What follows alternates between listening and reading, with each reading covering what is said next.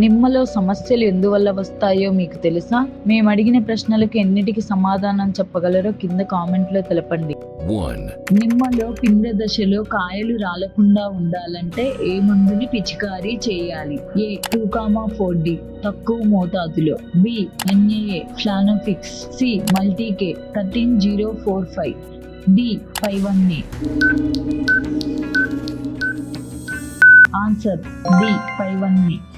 2, నిమ్మ ఆకులు చివరలు కాలిపోయినట్లు గోధుమ రంగులోకి మారితే అది ఏ లోపం? ఏ పొటాషియం లోపం, బి కాల్షియం లోపం, సి ఉప్పు నీటి ప్రభావం, డి నత్రజని అధికమవ్వడం. ఆన్సర్ సి ఉప్పు నీటి ప్రభావం.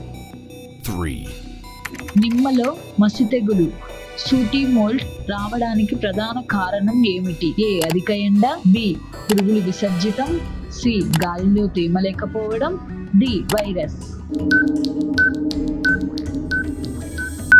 ఆన్సర్ బి పురుగులు విసర్జితం.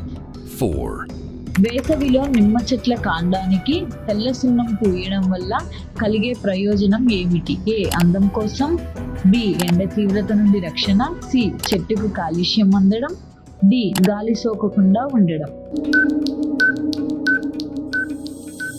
బి ఎండ తీవ్రత నుండి రక్షణ. 5, ఎకరం నిమ్మ తోటలో సుమారుగా ఎన్ని చెట్లు నాటవచ్చు?